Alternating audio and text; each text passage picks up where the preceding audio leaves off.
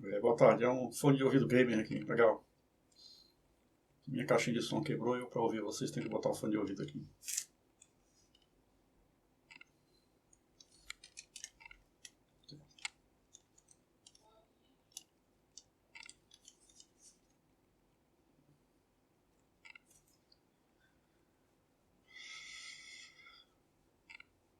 Bom, vamos lá, né?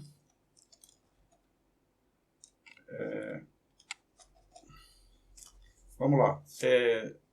Boa tarde a todos. Aqui a nossa disciplina é de pesquisa e ordenamento, né?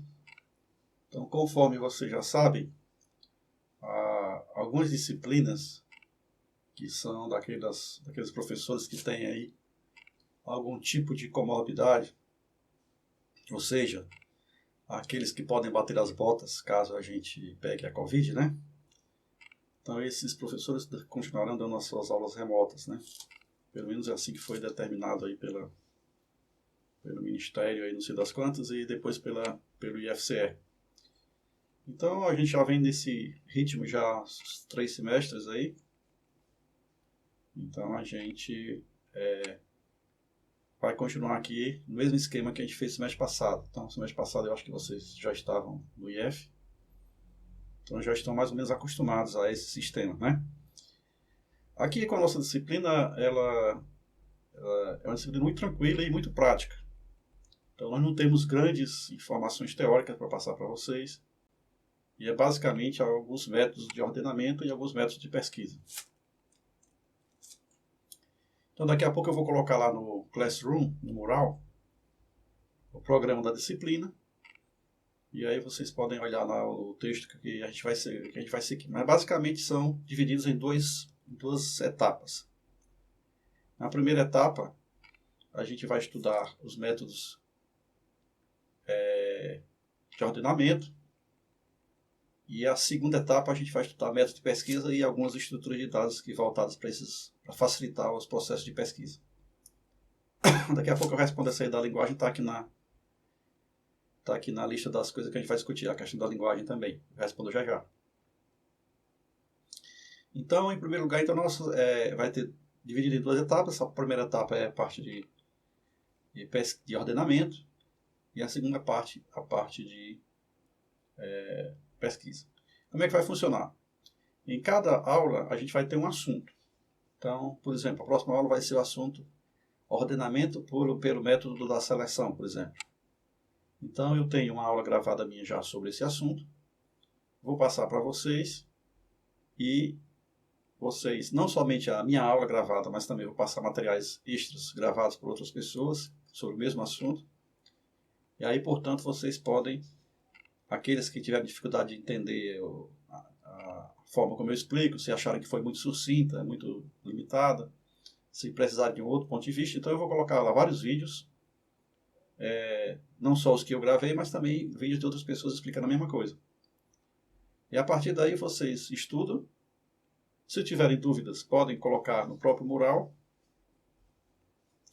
Se não tiverem dúvidas, vocês veem o vídeo e fazem a tarefa aqui também. Cada dia vai ter um vídeo e uma tarefa. Todas as tarefas valem pontos. Então, a tarefa basicamente é um programa para você implementar. A tarefa é você implementar aquilo que você viu no vídeo, né? Então, já vou antecipar aqui, já que vocês perguntaram aqui. Nós vamos utilizar 2 linguagens possíveis. A linguagem Python, que todo mundo deve ter visto aí no começo do curso, e a linguagem Java. Com certeza, todos vocês já viram uma dessas 2 linguagens.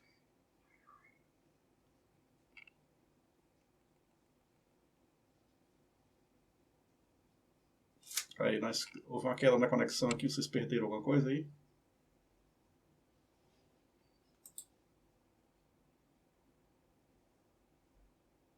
Então, eu estava falando que, antes da queda, que nós vamos utilizar 2 linguagens. Ou a linguagem Python ou a linguagem Java. Com certeza, vocês viram ao longo do curso uma dessas duas linguagens, todo mundo viu. Ou vocês começaram com Java, ou começaram com Python, ou viram as duas coisas.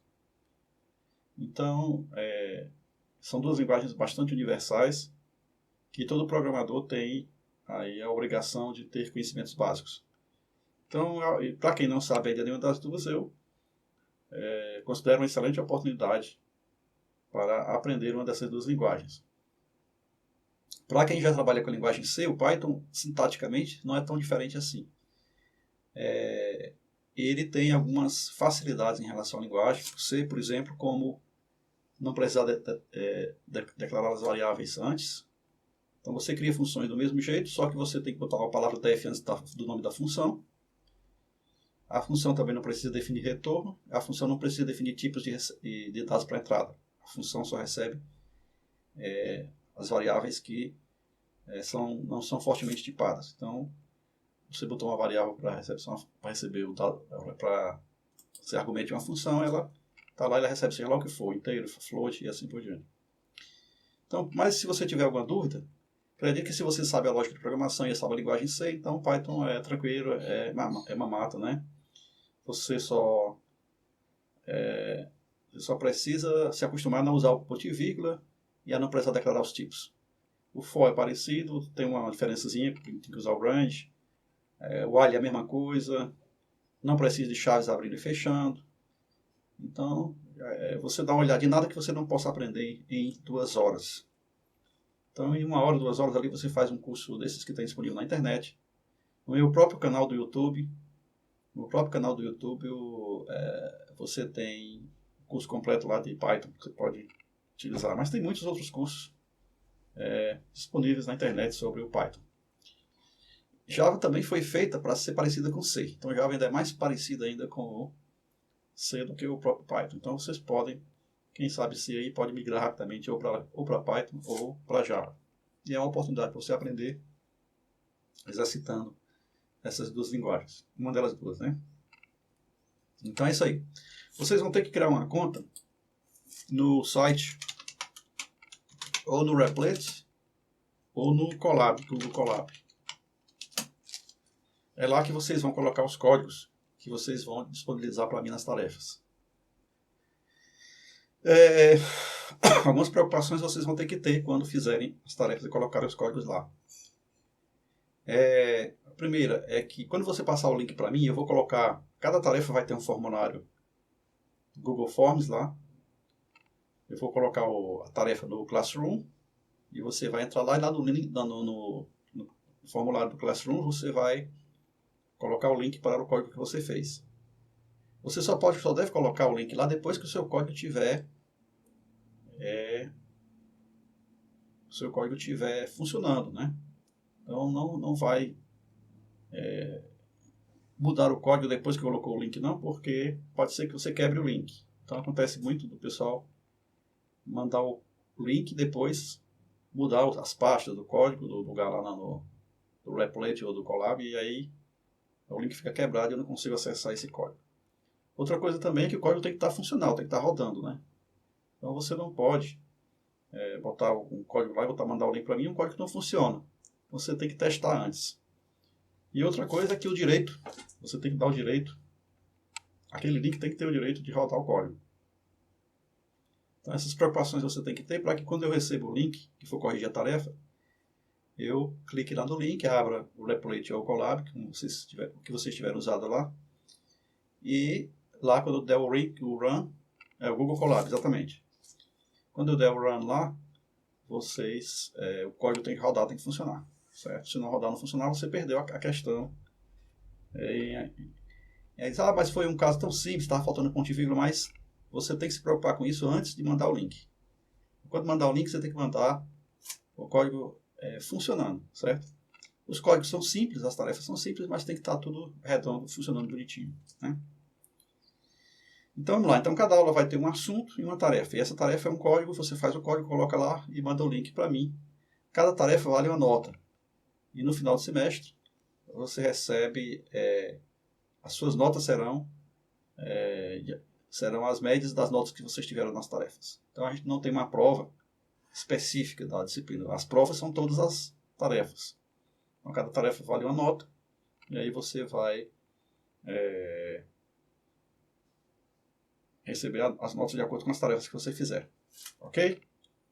Tranquilo aí? Bom, outra questão é cópias, né? Então eu imagino que os trabalhos são individuais, né? Ninguém vai fazer o trabalho de ninguém.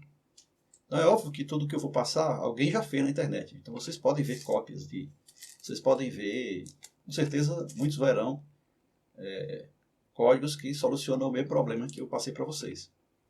Só que eu não quero ver a cópia da internet nem a cópia do colega. Você tem que fazer uma versão sua, né? Você pode olhar, analisar, mas tem que fazer as modificações, adaptações que forem necessárias para que aquilo vire um código seu, né? Se eu... É bom fingir que é original. Exatamente. Você tem que fazer alguma coisa para mostrar que você, pelo menos, entendeu o código, você é capaz de modificar, adaptar. Faça com outro exemplo, né? Então,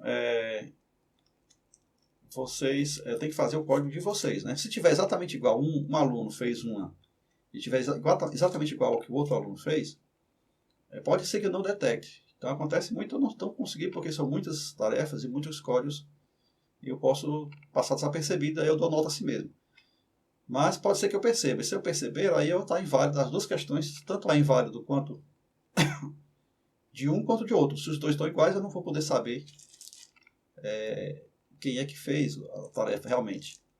Então é bom que cada um faça o seu, que seja diferente dos demais, para que a gente evite aí a pessoa ficar sem a nota, né?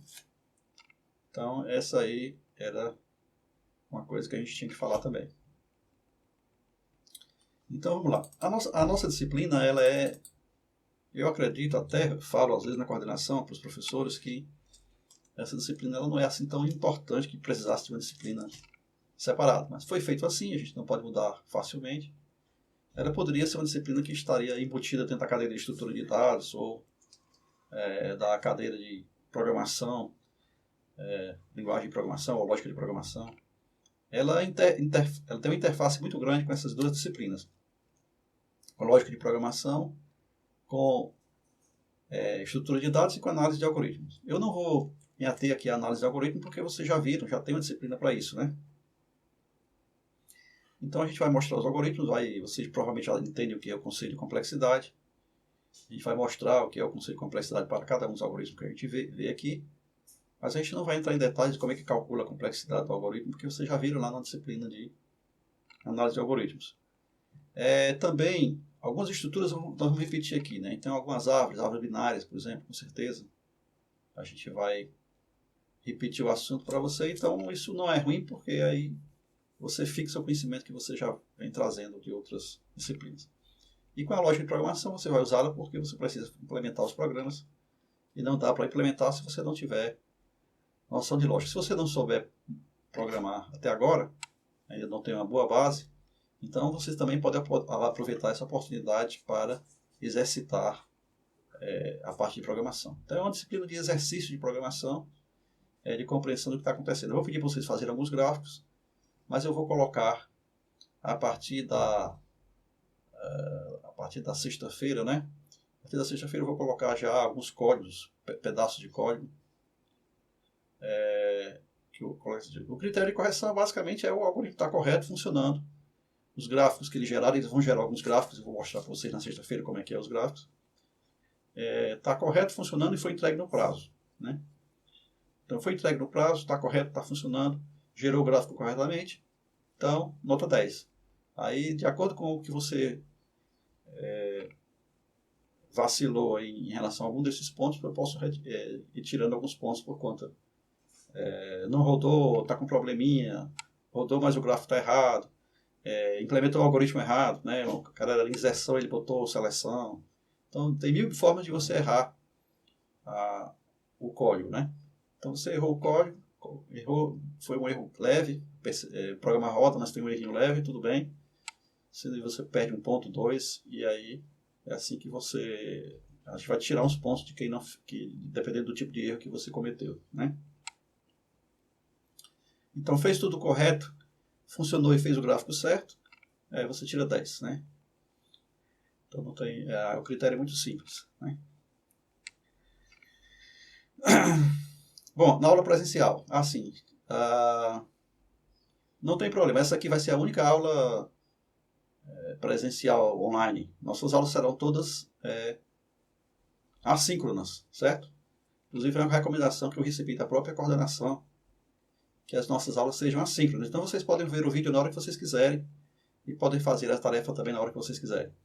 Eu só lembro que toda tarefa tem um prazo. Então, se vocês têm que entregar as tarefas no prazo, certo? Façam um esforço para isso, porque se vocês atrasarem, o próprio Google não vai me deixar acessar mais as tarefas e vocês podem ficar sem a nota. Então, vocês têm que entregar cada tarefa você terá uma semana ou duas para fazer, dependendo da complexidade. Nenhuma tarefa, eu não colocarei nenhum prazo que não seja suficiente. Então, você procura entregar, fazer a tarefa no prazo. Mas você pode fazer quando você quiser. Faz domingo de madrugada, segunda-feira. Também o vídeo você pode ver quando, em que horário você quiser. Então, tudo isso vai ser assíncrono. E não haverá presença. A presença será dada conforme os semestres anteriores e as recomendações que nós recebemos do IFCE, que as presenças devem ser dadas pela execução das tarefas.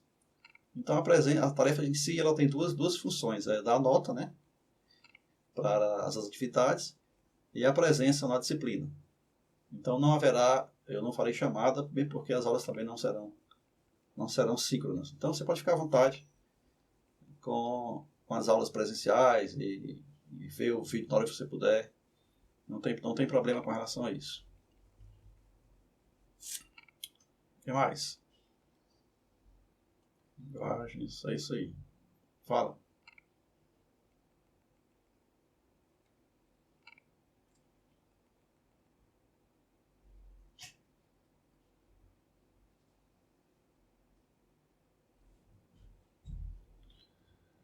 Toda tarefa a tarefa normalmente são, na primeira parte, que são métodos de pesquisa, métodos de ordenamento, perdão, nós vamos fazer um comparativo entre os métodos. Então, eu vou colocar uma lista de números, por exemplo, 10 mil números, 20 mil números, 30 mil números. Então, vocês vão comparar métodos de ordenamento e verificar qual é o tempo que leva para ordenar cada um desses números. Não se preocupe com relação ao código de calcular o tempo e de fazer o gráfico, que eu já vou colocar lá no mural um pedacinho de código que já ensina como é que calcula o tempo e como é que faz o gráfico. Então, eu vou colocar lá, você já pode aproveitar esse pedaço de código e inserir dentro do seu programa.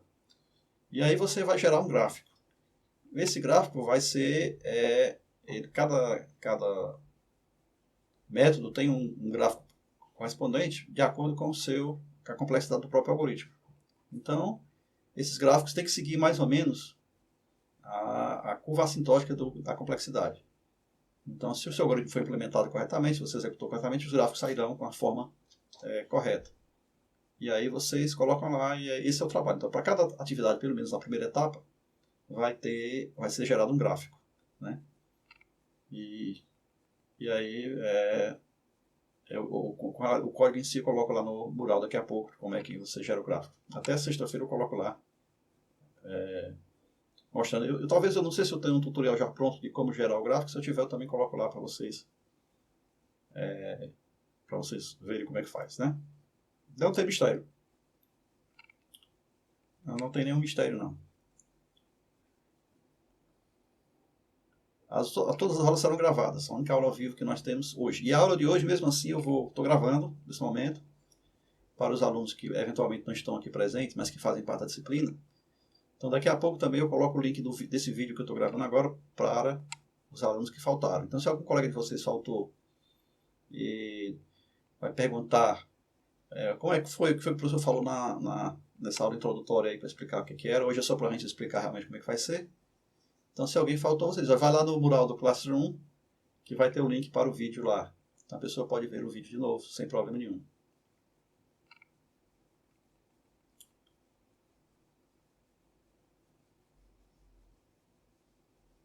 Ok?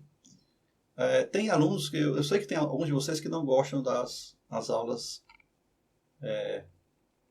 assíncronas, né? Gravadas. Mas aí... eu não sei se essa pandemia, se as coisas vão melhorar no segundo semestre.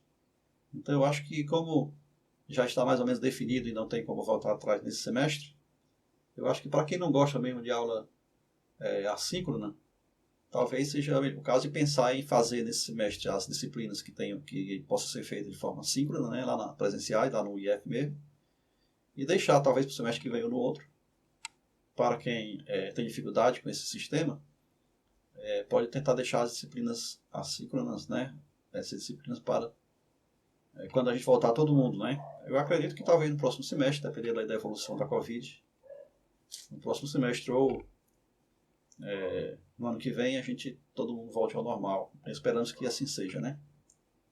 Então, as pessoas que têm dificuldade, eu não vejo dificuldade nenhuma, porque todo o conteúdo que a gente daria na aula síncrona, a gente vai passar aqui para vocês. E até melhor, porque tem vídeos, materiais, vocês podem estudar tranquilamente, na hora que você quiser. Eu não vejo dificuldade, mas tem pessoas que não gostam porque precisam sentir a presença, sei lá, não se sentem estimulados quando tem que se disciplinar para assistir o vídeo. Isso é uma questão particular, porque às vezes acontece de você ir deixando o vídeo para depois, vai deixando para depois, vai deixando para depois, e deixa tudo no final do semestre, e aí você realmente, se não vê logo o material, você pode se desestimular e deixar a coisa muito para frente, né? Então, em primeiro lugar, não faça isso porque tem o prazo das tarefas, né? Então, as tarefas terão prazo, se você deixar para ver depois, pode ser que você perca o prazo. Em segundo lugar, é que você precisa disciplinar como se tivesse uma aula normal. Então, você sai da sua aula presencial, você tem algum lugar que você possa ficar, no IF, ou seja, no ônibus, sei lá onde for, liga o fone de ouvido e vai ver o vídeo onde você puder, contendo o material assíncrono, o vídeo, né? Então, eu particularmente não vejo dificuldade, mas, mesmo assim, quem tem essa imensa dificuldade, eu lembro que uns 2 semestres atrás, teve um aluno que reclamou. Então, se você tivesse dificuldade, como não tem outro jeito, você procure talvez atrasar. É a única solução, talvez, se atrasar um pouco, adiantar as disciplinas síncronas e atrasar as disciplinas presenciais, você adianta, né? E talvez tenta fazer essas que não são presenciais, tenta fazer mais na frente. Mas isso é uma decisão de vocês, né? De quem realmente tiver dificuldade. Então, é isso. O que mais? Perguntas aí.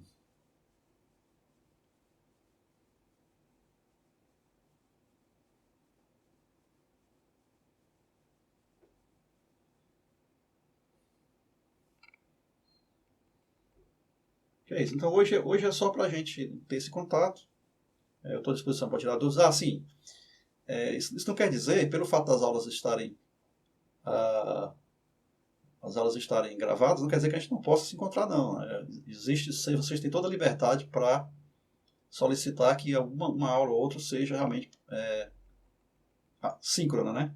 Então, o que é que vocês fazem?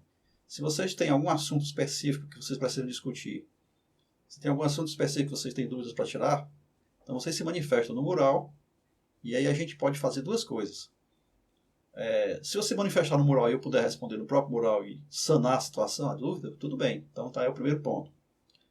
Se a sua dúvida é muito particular e você não quer compartilhar com ninguém da equipe, então você pode mandar a sua dúvida, a sua questão para o meu e-mail. O e-mail que eu vou respondendo lá.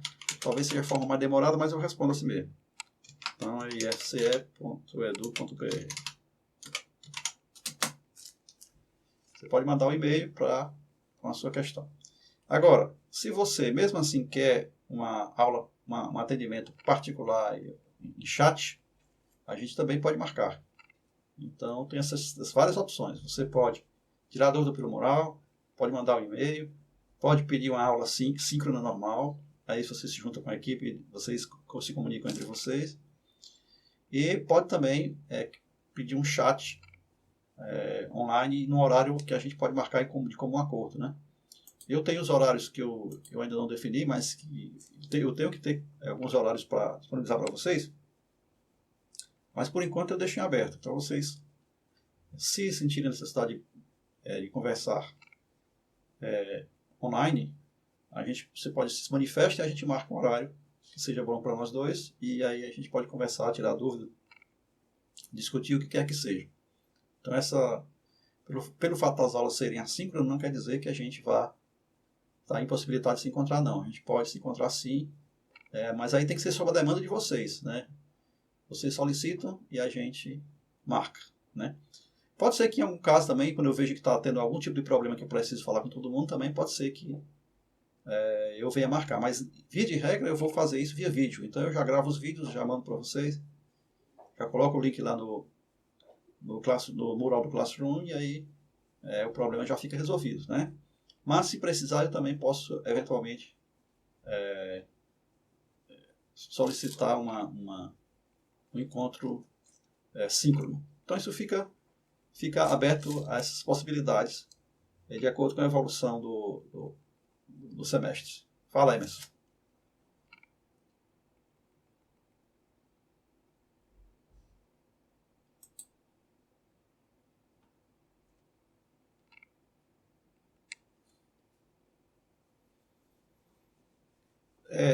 Tem uma parte que a gente vai ver estrutura de dados que, pelo menos uma delas vocês devem ter visto lá na disciplina de estrutura de dados, que é a parte de árvore binária, busca binária, árvores 2, 3, 4, árvore IP, alguma coisa assim. Então isso aí a gente vai repetir aqui e aprofundar em mais alguns tópicos. Vamos ver árvore tree, árvore patrícia, algumas coisas de árvore de estrutura de dados em árvore. Mas isso lá mais para o final do semestre. Então essa é a parte de estrutura de dados. A análise de algoritmo, eu só quero que você entenda o conceito de complexidade, lá que vocês viram lá na disciplina. Então, basicamente isso, não tem grande novidade não. Então, é a evolução do número de instruções que o algoritmo executa em função da entrada, né? Então, se temos aqui uma entrada, uma lista de 10 mil números para ordenar, 20 mil números, 30 mil números, como é que o tempo, ou, digamos assim, a quantidade de operações que vai ser realizada, varia em função do número o tamanho da entrada. Então, isso aí é uma coisa que vocês já viram lá em análise de algoritmo, né? E que isso gera um gráfico bem específico. E esse número, em geral, é chamado de... é uma das formas de calcular a complexidade do algoritmo, ou seja, quanto esse algoritmo vai exigir da máquina, né? De acordo com o tamanho da entrada. Então, isso aí vocês viram lá e a gente não vai entrar em detalhes sobre isso, não. A gente vai só usar. Na hora que você faz o gráfico, você está já vendo qual é a complexidade do algoritmo. Então, cada algoritmo tem sua complexidade. Quando a gente falar do algoritmo, lá vai ter, esse algoritmo aqui é complexidade quadrática, é de n ao quadrado, é log de n, log da entrada, né? Ou esse algoritmo aqui é linear, né? O tempo aumenta linearmente com a entrada. Então, não tem nada de especial e nem vai ser cobrado nada especial com relação a isso. Vocês apenas vão fazer os gráficos e os gráficos em si já vão mostrar a complexidade dos algoritmos. Mas, se vocês quiserem dar uma olhadinha, pode até ajudar você a entender o gráfico melhor lá no conceito de complexidade. Eu posso colocar também algum material sobre isso. Aí, os links da Wikipedia que falam sobre o assunto, vídeo aula sobre o assunto, isso seria material extra, mas eu posso colocar também, se vocês sentirem necessidade. Ok? Respondeu a questão? Não.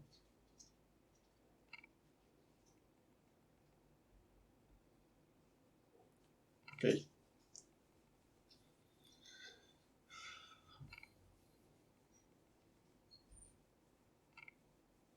Tá bom, tá ótimo. Pode falar.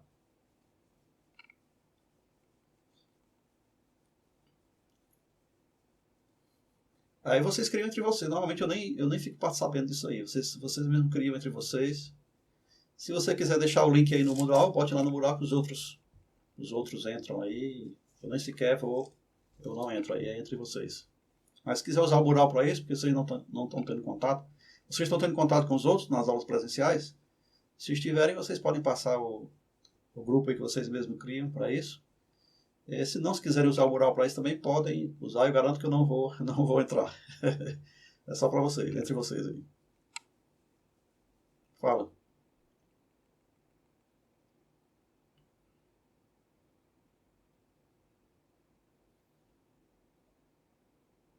Não tem problema não. Você só vai entender que o gráfico ali vai dizer o seguinte: quanto maior a entrada de dados para você fazer um ordenamento, maior o tempo. Agora, como é que esse tempo é maior? Ele pode ser variando. Como é que ele cresce? Né? Ele cresce em uma função quadrática, ou ele cresce na função logaritmo, ele cresce. Só isso que você tem que saber. Nada mais. E aí você vai, quando você fizer o gráfico, o próprio gráfico já vai mostrar como é que é o crescimento da curva. Pronto, é isso aí. Você sabe que você pode pegar 2 métodos de ordenamento e verificar. Um que cresce de forma quadrática, ele é pior, né? Ele vai demorar mais do que um que cresce linearmente, numa reta, né? Então, você apenas para olhar que um algoritmo é melhor do que outro, dependendo da complexidade, ou seja, como é que a curva dele cresce ao longo do tempo, né? Ao longo da entrada, do tamanho da entrada. Basicamente isso. Se você entendeu isso, pronto. Aí você, quando fizer gráfico, você vai ver isso, né? Então, para quem não fez a disciplina, não vai ter problema nenhum, não. Inclusive, quando você fizer a disciplina, você vai até achar, era aquilo que a gente estava fazendo lá na pesquisa de ordenamento. Vai achar mais fácil ainda, né?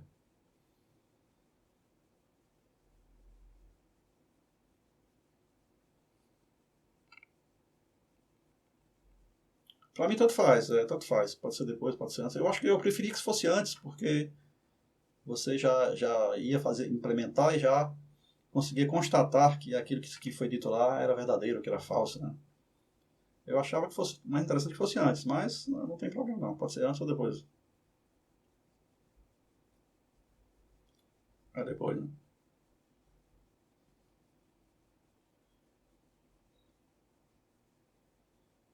Assim.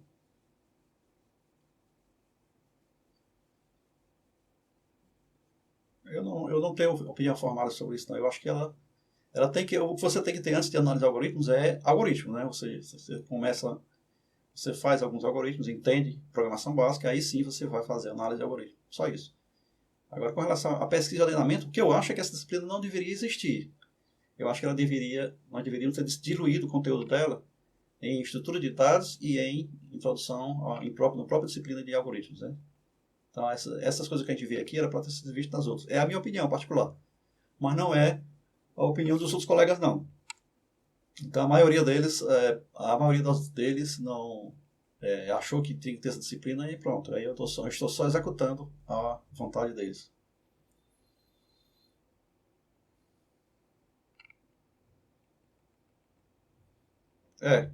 Isso é diluído em outras disciplinas. Ok? Estou à disposição de vocês agora. Basicamente era isso para dar esses informes. A gente vai estar sempre ligado pelo mural, né? O mural é o nosso ponto de encontro. E vai depender bastante de vocês. Não é para ter problema nenhum, é para ser muito simples. Eu nunca, ao longo desse semestre, a gente não tem tido problema nenhum, porque essa disciplina não é das mais complicadas do curso. É uma disciplina muito simples, muito fácil. Então é para a gente seguir com bastante tranquilidade aí, no ritmo de cruzeiro aí, até o final do semestre.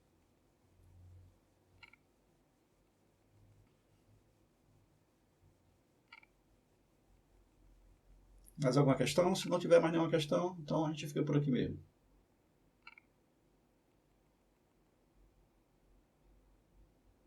Então, boa tarde para todo mundo. Sexta-feira, já no horário da aula, você já vê que já vai ter material lá disponível. Daqui a pouco, daqui a uns 5 minutinhos, eu já coloco o programa oficial da disciplina, a ementa oficial da disciplina lá no Classroom. E o vídeo também. Esse vídeo aqui vou só tratar o som para tirar os ruídos. Depois que eu tirar os ruídos, eu faço o upload para o YouTube e coloco lá o link. Então, daqui a uma meia hora, talvez, vocês tenham já esse vídeo lá no canal e também o conteúdo da disciplina, ok? Mas,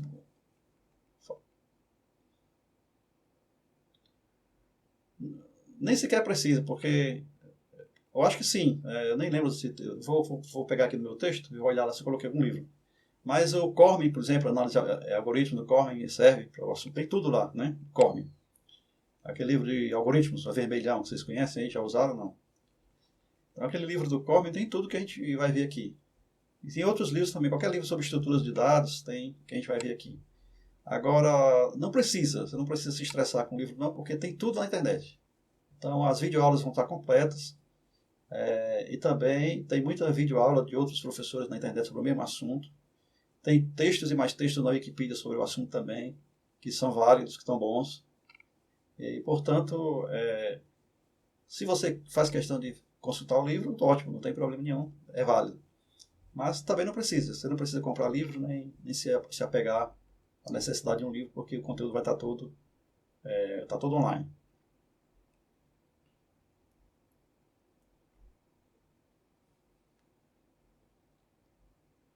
Ok?